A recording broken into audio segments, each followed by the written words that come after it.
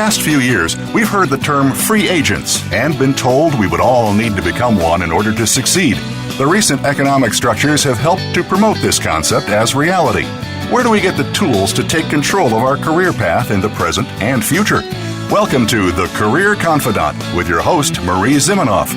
Marie and her guest experts are here to provide you with the tools you need to move forward and achieve your career goals. Now, here is Marie Zimenoff. Welcome to the Career Confidante. Thank you for joining us here today. We are kind of on a leadership kick here. We talked about power and influence last week. Very fascinating topic and very effective in what I've seen when people apply it in the workplace. So if you didn't catch that one, go back and listen to last week's show on power and influence. Some great resources that I shared there and some ways of thinking about how you be more effective in your job, whether you're an individual contributor or a CEO. Power and influence plays into how you're effective or how you're not on a pretty regular basis. So today I thought we'd talk a little bit about effective leadership and some of the, let's say, cliche words that I hear thrown around are actually words that could have a little bit more meaning and maybe even have some process around them if we thought about it a little bit. So people often talk about transformational leadership, and there's actually a process around that. You can be a transformational leader. We're going to talk about that one later today. People talk about being effective or productive, and so we're going to talk a little bit about that today. And then principles, being ethical or being a leader with principles. We're going to talk a little bit about that today. So just maybe a little overview of leadership and how you can be better in leadership. And remember, of course, that leadership doesn't mean that we are in a formal positional place of power with our words from last week, but that we might be in that more informal leadership role or have the opportunity to claim some personal power in situations to have more influence on our world and to be more effective in our work, even if we aren't a quote-unquote leader with direct reports. So first topic and first thoughts coming from an oldie but a goodie, 7 Habits of Highly Effective People from Stephen Covey. So these are the 7 habits, things that you read and you reread and you go back and you think about, because I think they're things that all of us can get better at all the time. No one is great at all of these things all the time. So habit number 1 is to be proactive. And this is kind of within the context of the fact that we all are dependent in some phase of our life, and maybe even in some phase of our position at a company. We're more dependent. And to grow out of that dependence into independence, the first habit is to be proactive. One of the takeaways from this section for me is that we often think about it in terms of stimulus and response, and that I am kind of at the whim of responding to whatever people do, quote unquote, to me. And I probably saw this play out in the most extreme of circumstances with individuals who were in a halfway house here in my town. Used to volunteer there and help the gentleman, was a group of gentlemen that I worked with at the halfway house, look for work. And based on their experience, they were used to feeling like they had things done to them, that they were in a constant role of responding and not able to be proactive in their environment. And one of the things that my co-facilitator for that group did, which was just miraculous, and Kate Douglas is a wonderful counselor, she had the individuals practice some mindfulness techniques to recognize when their body was telling them that they were about to respond in a negative way, and maybe start to choose how they responded.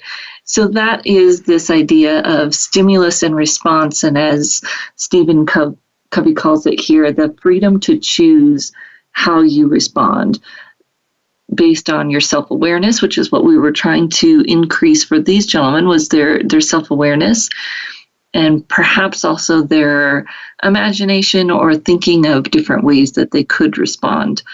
One of the most powerful tools we as leaders and communicators can use, and we learn it and use it a lot in the counseling world, is making sure that people can come up with 3 different options when they're thinking about how to respond to something.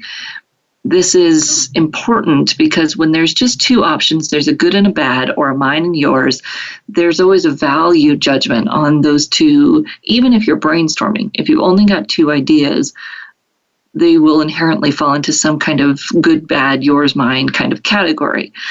So when you're working with other individuals and you're problem solving, or especially if you're a leader and you're helping them come up with different ways that they might do something, it's important to come up with at least 3 options, and probably not too many more than that or you get overwhelming. But we need at least 3 options so that we can help people go from this kind of stimulus response phase to really thinking through how they want to respond, and that those options aren't, black, white, good, bad, but that we are helping them think of many different ways they can respond, and perhaps even if we're in the right role, helping them think through why they might choose a different type of response or another. So that's the background for this first habit, is to be proactive, to think about how you can short circuit that tendency for stimulus and response.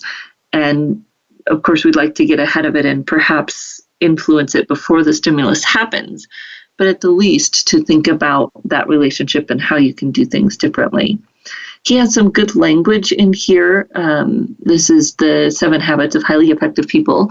And Stephen Covey has some good language to think about reactive versus proactive.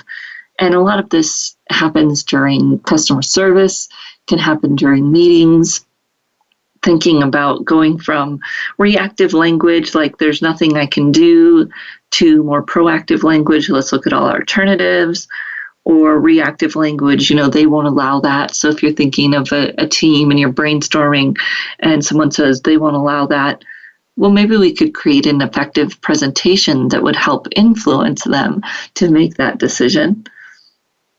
These are things I think we can do in our daily life. I have to do that. I choose to do that, or I get to do that, is much more proactive, positive language, and we can do that to ourselves on a regular basis. I can't. I choose not to. Right? There are some proactive languages there. So that we can think about, instead of I have to, or I must, I choose, or I prefer, I can't, you're really choosing to do something. And I know a lot of people even work on try, I'll try. And that language isn't very proactive, not very committal, depending on what the conversation is. How could you change that language to be more positive and proactive? So when we think about our proactive focus, then our proactive focus is really on the things that we can change, on the areas where we have influence, and in enlarging that area of influence, and perhaps thinking about what we can influence, pushing that out into what he calls the areas of concern or circle of concern, instead of letting that circle of concern push inward on a circle of influence smaller. So figuring out what we can control, how we can influence that, and paying attention to ways that we can increase our influence, as we talked about last week, so that we can have more influence over the areas of control that we'd like to have, and continue to be more effective and more proactive. So habit number 2 is begin with the end in mind.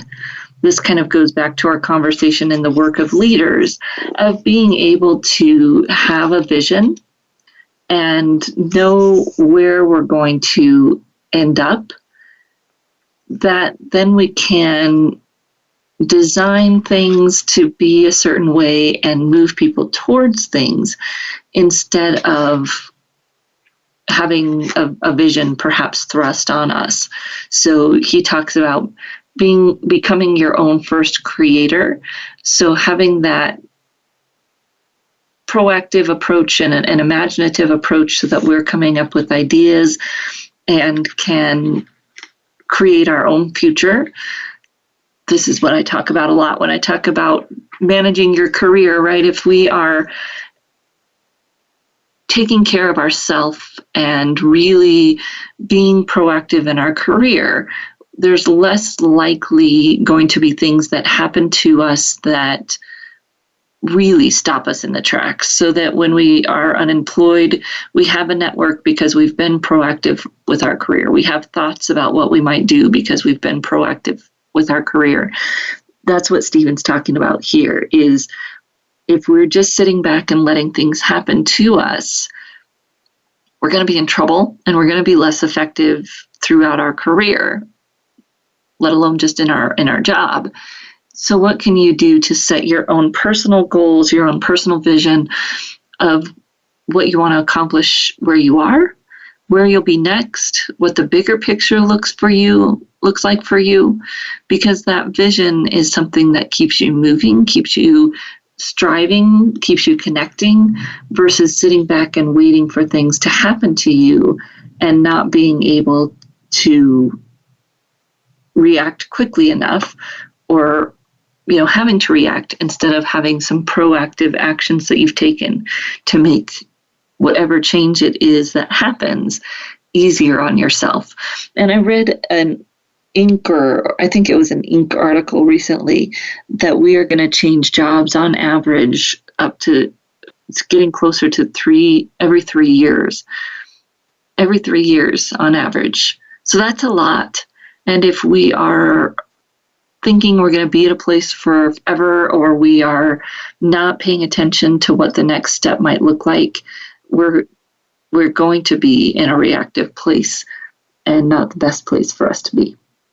So those are the first two habits. The last one in this kind of dependence phase is putting the first things first. So this is a pretty classical discussion around time management and prioritizing. And he uses the quadrant system of urgent, not urgent, important, not important. It's a good system if you've never tried it. So what's urgent, not urgent, what's important, not important, and then you come up with these 4 quadrants and can prioritize using those quadrants. So those are the first 3 habits. When we come back, we're going to go through the rest of them and then dive into some of these other topics around principle-centered leadership and transformational leadership. We'll be right back in just a few minutes.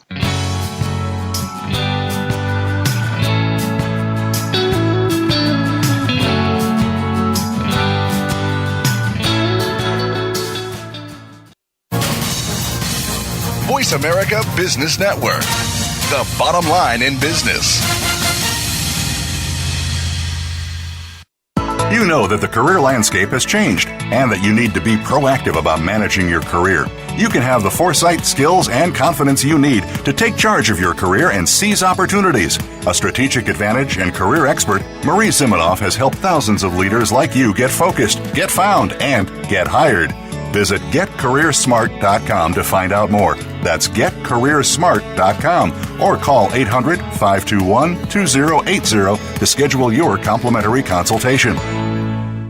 Each week, Larry Sternberg joins Dr. Kim Turnage to explore management issues from culture to discipline in Managing to Make a Difference. Join Talent Plus for 60 minutes of dynamic conversation, including real-life management examples helping you manage teams across the globe. This series airs on Voice America, the Business Channel, Thursdays at 5 p.m. Eastern, 2 p.m. Pacific. Managing to Make a Difference every Thursday afternoon with Larry Sternberg and Dr. Kim Turnage. What can we do to prepare for a career-altering interview or presentation, land an important deal, or simply play a great game of golf? These activities depend on preparation and execution. which grouped together we call performance. Uncover the mysteries of our mind and unlock the secrets of great performance by illuminating the mental side of life. When we better understand why we do the things we do and what keeps us from accomplishing our goals, we elevate our success. Listen for The Mental Game of Life with Dr. Christie, Mondays at 4 p.m. Pacific on Voice America Business. From the boardroom to you, Voice America Business Network.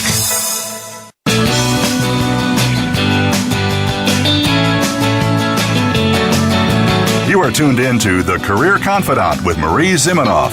If you have a question or comment for Marie or her guest today, please call 1-866-472-5790. That's 1-866-472-5790. You may also send an email to marie@astrategicadvantage.com. Now, back to The Career Confidante. Welcome back to The Career Confidante. This is Marie Zimenoff, and we are talking about leadership today and diving a little bit deeper into some of the terms or cliches that we hear a lot, or maybe back into some old books that you've read before and dusting them off. So we've been talking about Stephen Covey's Highly Effective People, of course, not just for leaders, but for all of us. And we talked through the first 3 habits: being proactive, beginning with the end in mind, and putting the first things first. Now, to talk a little bit about moving from that dependence, and then he talks about kind of into the interdependence, where, of course, we're working with people, but we're interdependent on them. We're not that kind of sitting around waiting for direction. We're interacting and participating at a higher level in the conversation or organization. And the first habit in this section is thinking win-win.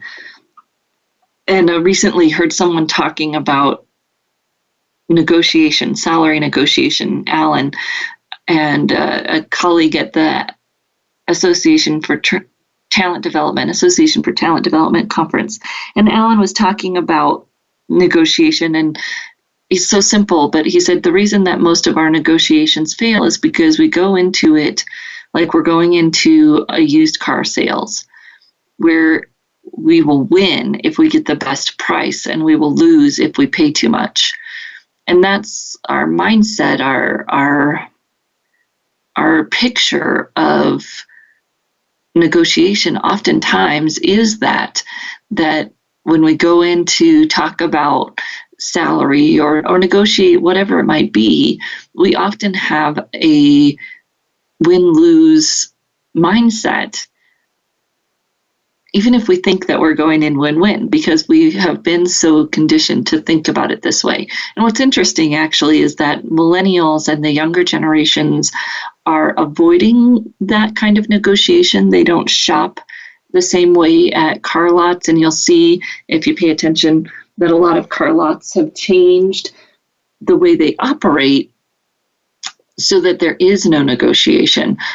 For instance, when we bought my most recent car, you went to a dealership and it was billed as that. This is a no hassle pricing. This is the price. We've cut out whatever the dealer fees, but you knew going in that you weren't going to negotiate. And that's what my husband and I preferred, rather than going to a place where the price was higher than any of the other places and you could maybe get a deal and win. We would just rather not haggle. And that's a fairly widespread phenomenon among the millennial and younger age groups. You'll see car vending machines now, right, where you can, I think the closest one to us is in Memphis, because my husband's all excited about it, that you can go and buy a car and it comes down out of the vending machine. So this idea of you already know what the price is, someone's helping you, they're not selling to you, is changing how we think of negotiation. And maybe those Gen Z and younger won't walk into a negotiation thinking about it as a used car sale. But I remember going to sit with my mom when she bought a new car, and the haggling that would happen over the lease and the lease deal and the lease terms, and we would be there all day. Ridiculous. And so that's what we think about a lot of times when we walk into a negotiation. If we're not conscious and challenging our own unconscious or subconscious thoughts around it. He talks about the 5 dimensions of win-win: character, relationships, agreements, supportive systems, and processes. Because, of course, you can set up a process to be win-lose, like the car sales process used to be, or you can set it up to be more win-win, like they're doing more of today. So as you approach your negotiations, your conversations, even how you develop your processes, thinking about how you can design them in a way to be win-win.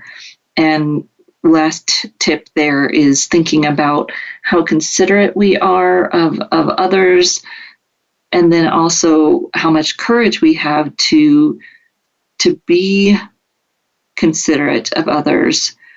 That leads us to that win-win relationship. Very interesting ideas there.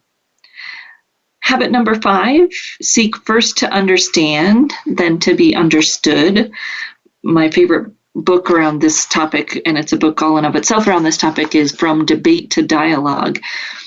Really thinking about, instead of winning the conversation, and this has a lot to do with win-lose as well, instead of winning the conversation, what would it be like if we just focused on understanding where that other person is coming from? And really understanding without forming our arguments in our head as they're talking, which a lot of us do. And really thinking about, are we practicing empathy? Again, that really trying to feel what someone feels and understand what they're feeling. It's really about listening with intent to understand, seeking first to understand. And this is hard. And I've had some clients say, well, I really just don't care what the other person thinks or feels. And that's going to be a problem for us, probably long term. If we don't care what the other person thinks or feels, we don't have to agree. We don't have to get them to agree. That's the great part about empathic listening, is we're really just listening to understand, so that then we might make our decisions and move forward based on that understanding. It may change how we move forward, it may not, but the main point of that is that we're first seeking to understand, and we're listening to understand rather than listening to respond or argue or convince or even influence, right? We talked about power and influence last week. If we're listening to understand first, ironically, we'll actually have more influence when we make a decision, even if it doesn't fit with what that person wanted, because we listened to understand first before we moved into our decision making and moving forward. So the last habit is synergize. It would be, kind of a dirty word today, one of those overused corporate words. So what are we talking about here? Opening our heart and mind to expressions, to new possibilities, alternatives, and options. So this kind of goes back to that idea of habit 2, where we're getting everybody together and we're thinking collaborative. Remember, we're not putting it into a stimulus and response framework. We're taking the time to be creative, and this is just talking about doing it with others. So looking for the synergies with other people, looking for the opportunity to collaborate with others in that effort to be proactive. So being synergistic is that win-win level of communication, and talks about cooperation and trust. So when we have a low level of trust and we're low in our cooperation with others, we're going for that win-lose or lose-win type of situation. We're thinking about how we can get something out of it because we don't trust that other person and we don't really want to cooperate with them. Then as we move up, we might be more cooperative and we trust them a little bit more, so we might compromise. And that might be a respectful situation. It's a compromise. It's not really a win-win. It's kind of a lose-lose in some ways. Compromise is a lose-lose. And what we're looking for is those opportunities to communicate with high levels of trust and high levels of cooperation, where we're really going for the win-win. And if you feel yourself continually interacting with someone where it feels like there's a defensiveness, or it feels like there's a win-lose going on, those are the areas where you might look at in terms of trust, and usually trust is where it's at. What's going on in terms of trust, and how can you build trust with each other? Where did you lose the trust with each other? Can you go back and fix that so that you can have more of that win-win approach, or at least move to where you're compromising in a more respectful way and not pitting each other into that lose-win, win-lose interaction. So when we think about being effective or being productive at work, we often think about it in terms of just one of these habits, mostly putting the first things first is what everybody talks about when they talk about being productive or being effective. So these are other things to think about. Yes, is it important that you put the first things first? Yes. However, if we're not being proactive, it's going to be harder to put the first things first. If we're not beginning with the end in mind, it's going to be harder to put the first things first. And if we're just staying in that bottom part of the triangle, as he has them here, and we're not really interacting with others and bringing others into the situation, we might be putting the first things first, but it's just our first things. So we still might not be effective or productive because we're working in too much of a vacuum. So we need to move into that place where we're thinking win-win. We're really seeking to understand others and synergize so that we can have public victory, as he calls it, not just private victory. Private victory is great, but it's not going to help our career. It's not going to win us promotions or business or move us forward in any way, even as an individual contributor, because that public victory is so important, right? Having other people involved in the successes that we have, because other people are really who are going to help us move into the next phase of our position, get great projects that we want, or get that promotion or new job. So we'll be back in just a few minutes. We're going to talk a little bit about principles and ethics in our professional life and in leadership. And then we're going to talk about transformational leadership, one of those buzzwords. What does that really mean, and how can you do that? We'll be right back in just a few minutes.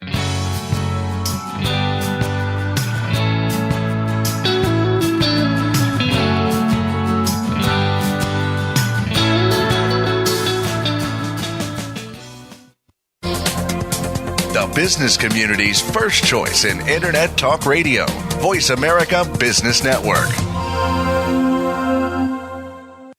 You know that the career landscape has changed and that you need to be proactive about managing your career. You can have the foresight, skills, and confidence you need to take charge of your career and seize opportunities. A strategic advantage and career expert, Marie Zimenoff has helped thousands of leaders like you get focused, get found, and get hired. Visit getcareersmart.com to find out more. That's getcareersmart.com, or call 800-521-2080 to schedule your complimentary consultation. If you want to hone the right skills to become a CEO or stay there as a competitive strategic leader, check out CEO Academy with Pam Lassiter. You'll learn the tips to success and hear from the experts who are at the top of their games. You'll make your company stand out from the competition and build your own reputation in the process. Top executives are made, not born. So take charge of your future growth. Listen for CEO Academy with Pam Lassiter, Wednesdays at 9 a.m. Eastern, 6 Pacific on Voice America Business. Tune in to The Soul of Enterprise, Business in the Knowledge Economy, with co-hosts Ron Baker and Ed Kless. Ron and Ed will show you how to recognize that wealth is created by intellectual capital. It's all in the possibilities that we can create and that are created for us.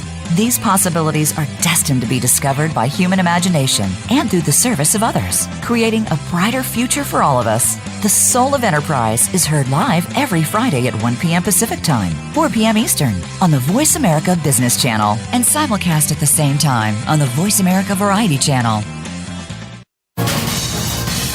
Voice America Business Network, the bottom line in business.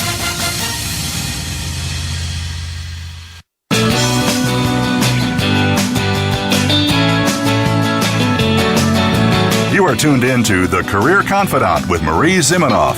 If you have a question or comment for Marie or her guest today, please call 1-866-472-5790. That's 1-866-472-5790. You may also send an email to marie@astrategicadvantage.com. Now, back to The Career Confidante.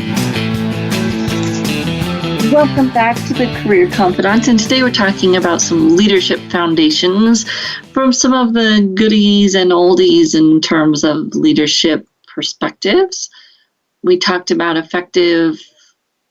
highly effective people, Stephen Covey's Highly Effective People, the 7 habits of highly effective people. And now we're going to talk a little bit about principle-centered leadership. And when I first moved into my own business years ago, one of the opportunities I took advantage of was an organization in my community that was doing some work around courage and courageous leadership.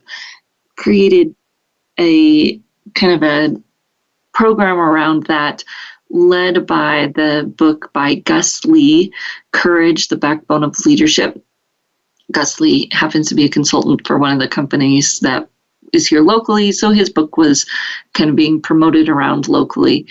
And the whole idea behind it was, could you make good decisions even when it wasn't going to benefit you personally or maybe even look good for you personally? Could you do the right thing even if it wasn't the right thing for you personally? Maybe you would look bad or, whatever it might be. And seems like kind of an easy thing, perhaps. Well, of course I could, or of course I can, and I do. But what I saw was that a lot of people would struggle with this, not because they didn't know what the right thing to do is, or even because they didn't try to do it, but because there's a lot of forces within a company that would stop them. Not necessarily on purpose, but just because that's the way things are set up. So let's say that you are, and I worked with a gentleman once who was working on a medical device. And obviously, the precision and quality of that medical device are imperative. And here comes into his workplace the ideas of Lean and Six Sigma. I don't necessarily think the ideas of Lean and Six Sigma were meant to be at odds with quality, but the way that many companies implement them, they end up being at odds with quality because it's got to be fast and lean and what have you. It's got to meet all of these metrics, which quality may be one of the metrics, but it typically doesn't get the time dedicated to it that the other metrics around waste and time spent on something and labor and cost, those get usually the top billing in terms of what's being measured. And so he's creating these devices that are going to do surgery on, pretty critical organs for people, and starting to feel like the paradigm has shifted too far away from quality and too much towards the bottom line. And I don't think that those two things are separate either. Eventually, your bottom line is going to suffer if your quality is bad on a surgical instrument, right? It's what are you looking at in the short term and how are you balancing all of those things? Because, of course, we know that you can do things fast, right, or cheap. But you can't usually do them fast, right, and cheap. So critical decision wants to make sure that these things are quality, but the overall process of the organization isn't supporting that. Now, if you asked any one person within that organization, is quality important? They'd say yes. And yet the big kind of corporate machine, he felt like, was moving out of sync with those values. This happens. How do you make a decision? How do you do what's right? He ended up leaving the company because he couldn't reconcile those things. And that happens. But within those business decisions, how do you have courage and how do you stick to your principles?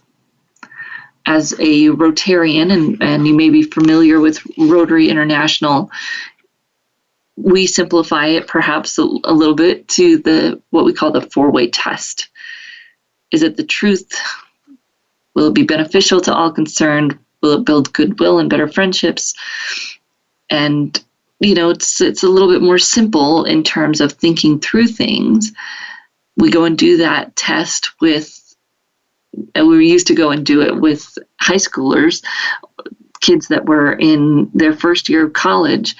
And, we had one scenario I remember once where someone's a park ranger, because the students are usually going for more vocational types of jobs, and one of them was a park ranger in this instance. And you're a park ranger and one of your friends, you catch one of your friends poaching, and what do? First, is it the truth? Were they really poaching? And then you get into, what's beneficial to everyone and whose friendships really matter. And even with those pieces of the four-way test, it's not a clear-cut decision. And that's the challenge with most ethical decisions, right? Is that they're not a clear-cut decision. And there's many pieces and parts and people that are impacted by what we decide. So when I think about this principle-centered leadership, we know, of course, that it's not easy. I like the way that he breaks this down in the very beginning to think about personal principles. So are you trustworthy? Because we talk a lot about trust and building trust with others, but we don't really talk that much about what me personally being trustworthy looks like. And maybe it can be simplified to, do we do what we say we do? Can we do what we say we'll do? Those really foundational principles to trust. And one of my colleagues teaches trust with a balloon because it takes a lot to build trust, right? Lots of air to blow up that balloon. And it takes very little to pop it. So he talks about the darts that pop our trust balloon, whether that's deceit or lies or lack of follow through. Doesn't take much to break trust, unfortunately, but it takes a lot to build it, similar to our reputation, you might think. Interpersonal is that trust because, of course, we're building it with other people. So am I trustworthy? And then do I build trust with other people as I'm interacting with other people? Talks about managerial principles, principle-centered leadership being empowerment. So I'm not a huge fan of the empowerment word because it means I have power that I'm sharing with others. And of course, we know that we can't really give power to others, but I can create situations that let people more easily claim their own power, which is what a good manager can do. Set up systems, processes that let other people claim their power and be empowered. And then organizational alignment. So overall, as a big picture leader, am I aligning the organization together? Do I have that clear vision? And do I have company values that are principled? Am I living out the principles in that company vision? And I would say that this was probably what was going wrong with my client's organization when he was struggling with the quality versus profit struggle. He was seeing that lack of alignment at the very top of his organization, which of then, of course, flows down to the managerial and interpersonal pieces of principle and trust being degraded as well. So thinking about our idea of influence, and if we're going to influence in a principled way, as we talked about last week, it's really about building a foundation from which to influence. And those go back to some of the most used ways of influencing, which are relational. And Stephen Covey in this book calls them making deposits. They've got to be real. They can't be fake or manufactured deposits. They've got to be real relational deposits that we're making by having real relationships with people that we work with and building trust and doing those other normal everyday things that we often forget to do or don't take the time for because we're so focused on the tasks or perhaps our overt attempts to influence, which is telling, explaining, and teaching. I've been working with some people on their sales strategy lately and thinking about how this applies to sales. Of course, it's tricky because when you're selling, you want to perhaps explain a little bit about your process, especially if you're selling a service or a non-tangible good. You can only do those things to a certain extent because people still buy or they still do business with you based on more relational influence, not that overt telling, persuading, using data type of influence. So he talks about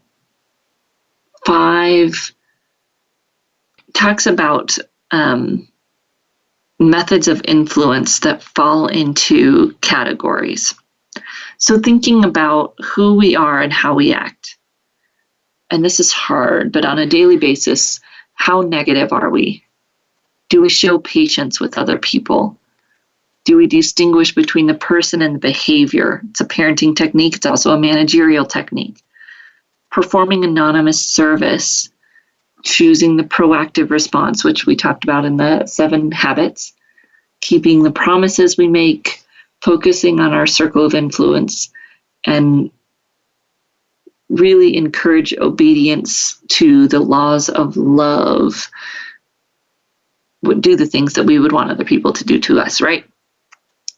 Relationship, assume the best of others. That's a hard one. That one is probably one that you could work on just by itself. Assume positive intent. And if you could just master that, you'd be a much better communicator and a much better leader, whether you're a leader or an individual contributor. Seek first to understand. We talked about that.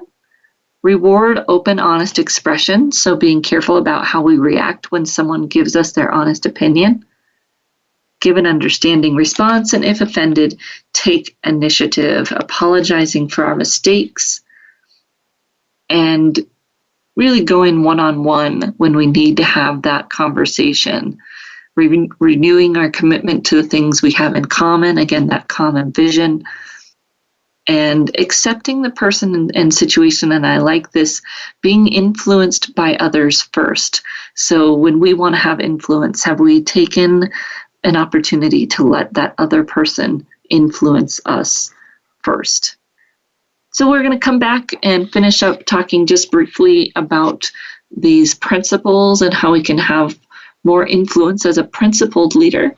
Then we're going to talk at the end about transformational leadership. We'll be right back in just a few minutes.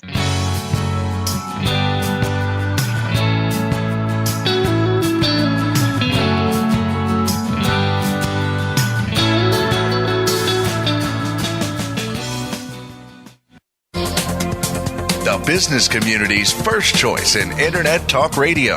Voice America Business Network. You know that the career landscape has changed and that you need to be proactive about managing your career. You can have the foresight, skills, and confidence you need to take charge of your career and seize opportunities. A strategic advantage and career expert, Marie Zimenoff has helped thousands of leaders like you get focused, get found, and get hired. Visit getcareersmart.com to find out more. That's getcareersmart.com or call 800-521-2080 to schedule your complimentary consultation. How is your company's marketing plan? Could it use a little help? For most businesses, the answer is yes. Tune in each week to Marketing That Won't Break the Bank. Host Janet Kunst and her guests will show you how and where to bring your marketing to the next level. Each show will feature action strategies that you can implement right away and see results. We'll make this easy for you. Start by tuning in every Wednesday at 12 noon Pacific Time, 3 p.m. Eastern Time on the Voice America Business Channel. Game-changing technologies and strategies are transformational, exciting, and disruptive for a reason. They shake up your status quo. They get you thinking about new ways to scale, compete, and grow. They move you in amazing new directions. You're invited to take your coffee break with Game Changers on Tuesdays for our special series on partnerships, changing the game for digital transformation. Learn how you can become the savvy leader who takes your organization across the finish line as you look ahead to the next wave of business innovation. Partnerships, changing the game for digital transformation, presented by SAP on the Business Channel. When it comes to business, you'll find the experts here. Voice America Business Network.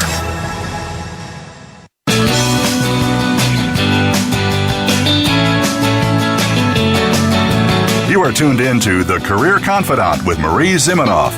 If you have a question or comment for Marie or her guest today, please call 1-866-472-5790. That's 1-866-472-5790. You may also send an email to marie@astrategicadvantage.com. Now, back to The Career Confidante. So we've been talking about being a principle-centered leadership or principle-centered leader, and this is Stephen Covey, kind of an old classic, and kind of flows right in with what we were talking about last week in terms of influence, being influential by who we are and how we act, being influential by our relationships or through our relationships. Do people understand that we care? And then lastly, that kind of highest level of influencing, highest level meaning the most overt. Do people do what I tell them, or do I do what people tell me to do? So really thinking about what we say when we're going to tell people what to do, and where is that coming from? What's my mind and my heart behind that? Avoiding fight or flight.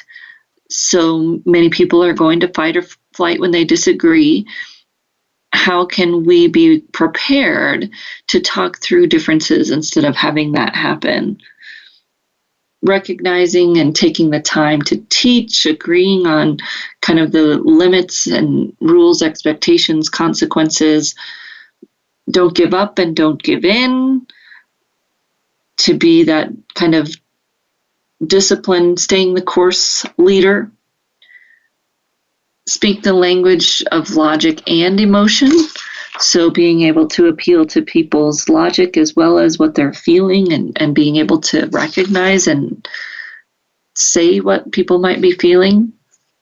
Of course, delegating, involving people in meaningful projects, training them in the law of harvest. So really being able to help people understand that they have to put effort into it when they're going to want to get something out of others. And then letting natural consequences teach some things, like behavioral things. So when we consider ourselves a principled leader, it's really that idea of building trust, both with starting with ourselves and being trustworthy, then with others, and moving that out across our organization to act in ways that prepare relationships ahead of time for when we need to make change or we need to get something done. We have those relational deposits. And of course, those will help us move through hard decisions and perhaps be able to have an impact if there is a values misalignment, because we have the relationships more closely into our sphere of influence and then can work outward to affect the area of our concern through those relationships that we have, because we have the social capital already built. So when we think about being a transformational leader, people talk about that. I see it all the time on resumes, or people want me to put it on their resume. And I always wonder, do they really know what that means? Or because it's not an adjective, really, it's a verb, that you are transformational, meaning that you've led organizations through transformation, or that you can do that, which takes a certain skill set as well. So this book, and this is definitely an oldie here, The Transformational Leader, Noel Tickey and Mary Ann Devana. So this is, like I said, kind of goes through change management. And change management, it kind of comes and goes as a topic in terms of its popularity. But it's interesting looking through this book, which is from 1986, The Transformational Leader, talks about leading in turbulent times. And I think about, oftentimes we think about where we are now as being the worst, or, this is the hardest. And I wonder, if we talk to people who could not paint their perception, if they were able to look at the time in the past that was considered transformational or turbulent, is it really more turbulent now? It's different, and definitely things are moving fast, but I wonder if it's our perception and our being in the moment of thinking that things are so much more turbulent now than they've ever been before. Anyways, so just interesting to see she's talking about leadership in turbulent times. And of course, we're hearing that right now all the time. People are talking about how to be a leader in these turbulent times, how to have resilience, mindfulness, all of those tools, which maybe weren't as prevalent in the 80s, but the idea and what's happening in businesses is definitely very similar.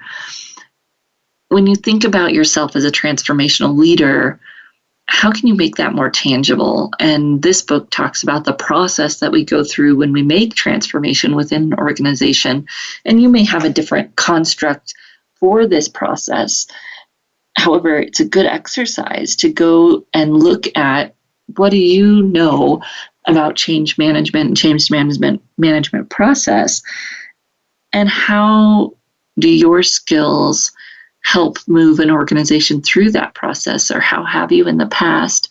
How can you put something a little bit more tangible to this? And where are your strengths? Because of course, we're all going to have strengths and weaknesses in these different processes. So this talks about triggers for change. The many different businesses are going to have many different triggers for change, but then there becomes a place where people are recognizing the need for change, hopefully before it's too late, right? Recognizing the need to make a change. And you may think about this even personally. If you're thinking about making a career change, when did you start to recognize that need for change? And then almost immediately, as soon as you feel it, then you start to resist it, because that's our natural tendency, and wanting to jump into that quick fix. And instead, and trying to stick away from disengaging and being disenchanted with where we are, we start trying to create that new vision. And one of our topics we were talking about earlier, can you create that vision for yourself and deal with, endings and beginnings as you're moving through them? And then lastly, that institutionalizing the change, or for you personally, that might be actually making the change in your life and making it work and doing all of the things it takes to make whatever change it is that you're thinking about happen. And he talks about creative destruction. I like that. Creative destruction and reweaving the social fabric. And we have to do that within organizations. We also have to do that for ourselves when we make a big change, career change, relationship change. And what is your inner realignment to that new direction? How can you move to where your new vision is aligned with where you are? And new scripts, of course, as a counselor, we're always talking about the scripts that you're telling yourself about where you are and where you want to go and how you got there, and then using that new energy to build on as you move forward. So where are your strengths as a leader? Recognizing when it's time to change, creating that new vision, institutionalizing and perhaps operationalizing that change. And if we can recognize where our area of strength is, we can put ourselves in positions to be that role on the team and to really be that transformational leader and work within a team that's transforming, because we know our strengths and are engaging into places where we can use those strengths. So next week, we're going to have Marietta Gaines Crawford on the show. She's going to be talking about her expertise in branding. She's got a great style. She's very fun. You'll enjoy listening to her. So join us here next week to hear from Marietta, and our Career Thought Leadership will keep coming at you from the Career Confidante. And of course, you can always reach out to me at Marie, Marie, at astrategicadvantage.com. We look forward to seeing you right back here again next week on the Career Confidante.